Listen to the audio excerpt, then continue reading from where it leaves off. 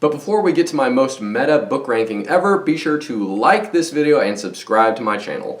Now, doing so on time will result in late fees next time you want to check out a video. At number 9 on my list, the least favorite of mine of all of these library bookish books is The Invisible Library. And this is a story about dimension hopping librarians, and it just didn't work for me. The characters felt really one-dimensional, and the world building was kind of a chaotic mess of steampunk cliches, I guess. And for a book centered around a magical library, there's shockingly little description of the library itself or a coherent explanation for the grand purpose of it all. And maybe that's why it's called The Invisible Library, because the info just isn't there at all. It sounds like a neat plot in theory, which is why I picked it up and read it, but the jumble of tropes, the weak characters, and just the so-so dialogue sadly leaves it in last place on this list. At number 8 on my list is The Starless Sea, and this book is overflowing with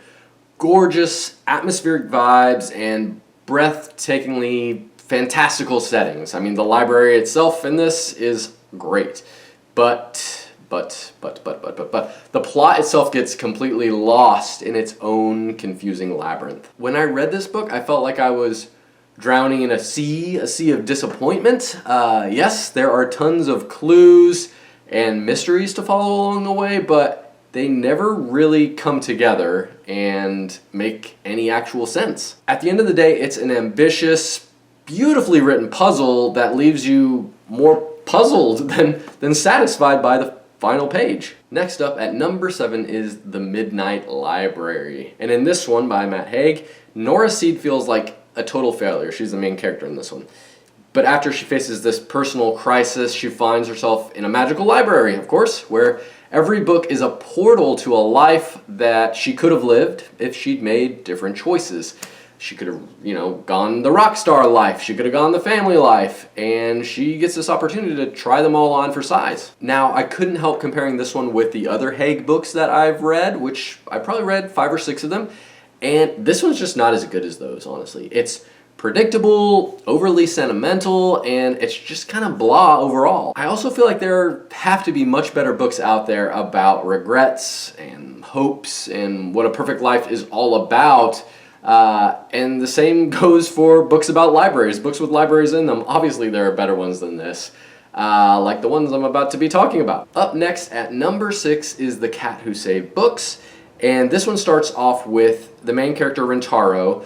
He's left in charge of running his grandfather's bookshop after his grandfather passes away. Then this little talking tabby cat named Tiger shows up saying that he needs Rintaro's help in rescuing books. We don't know if this is talking about books in the library or books in this bookshop or books somewhere else.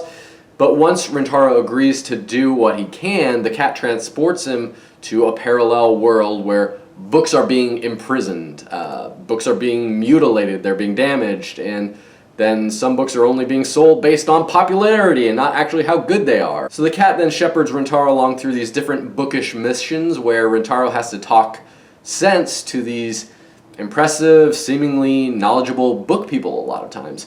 And the problem is that each of these folks actually hold some distorted ideas about the purpose of reading or the purpose of selling great literature. And some of it sounds really good to Rintaro, but he has to kind of parse through that, make sense of it, and be able to pick out the inconsistencies with their arguments. And it's just a great book for book lovers like you and me, but it just doesn't have quite the same emotional pull as some of the other books that I'm gonna be talking about in a second. And that leads me to book number 5 on my list, which is The Book Eaters. And this is a fantasy horror novel focusing on a group of people living in northern England who have a really unique trait. Their food, the thing that they eat, is books. They eat books. And by eating a book, they can remember or experience what was written in it. Now, the protagonist is Devon, and she's one of the very, very few remaining book eaters who are female. And her life sucks. It's really bad. She's raised for one purpose, and one purpose only, really, and that's to mother, to have babies of more of her kind, more of these book eaters. Obviously, you gotta have some females to do that.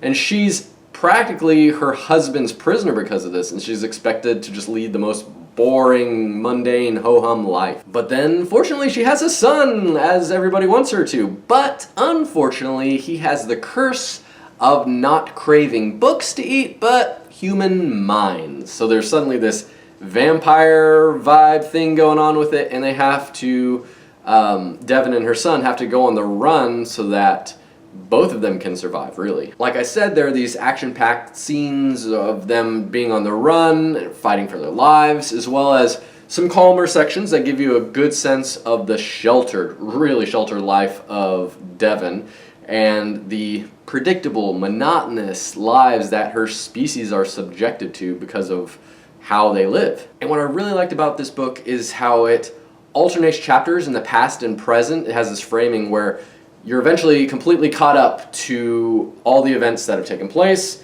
and what are currently taking place. It's an easy structure to follow that a lot of times doesn't work in other books, but The Book Eaters absolutely crushes it with this framing. At number 4 is one that you've more than likely heard of, probably on this channel before a couple times, and that's Fahrenheit 451. It's Ray Bradbury's classic sci-fi that follows fireman Guy Montag, whose job is to burn books. But he eventually, of course, begins to question his society, which values this mindless entertainment over deeper, more thought-provoking content. And obviously this is a message that hits even harder today in the age of endless scrolling and digital distractions. So it's an extremely powerful story about literature itself, and it argues for the importance of critical thinking and the courage to question authority and curiosity in general, really. And clearly those aren't crazy ideas, but it's still a stunning, unforgettable reminder of how we bookworms fight to keep these precious stories alive. Coming in at number 3, snagging the bronze medal for this list, is Mr. Penumbra's 24-Hour Bookstore. And this book is perfect little gem that masterfully blends a love for old books with a fascination with new technology. It follows our hero, Clay, who's this web designer who's down on his luck a bit. He takes over this graveyard shift at a really bizarre San Francisco bookstore that never closes. And what's strange about it is that the few customers who don't come in, they'll come in at like 3 a.m., they don't buy books, they borrow these massive cryptic volumes from the mysterious back shelves of the store, and Clay's job is to really just log their peculiar details or peculiar behavior in this massive ledger of detailed information. And what unfolds is this wild, exciting adventure with a fast pace and a reasonable page count, all of which check a lot of my personal book reading boxes. Now for number 2 on my list, let's go in a different, darker direction with a strange fantasy horror novel, and that's The Library at Mount Char. And in this one, Carolyn is the main character, and she's abducted by a man known as Father. She calls him Father, or he's also known as Adam Black. He's this cruel, godlike being, and Carolyn is one of 12 adopted children and is forced to go to Father's giant library, where he keeps everything he's learned over thousands and thousands of years. And it's there that Carolyn focuses on learning her branch of study, which is languages.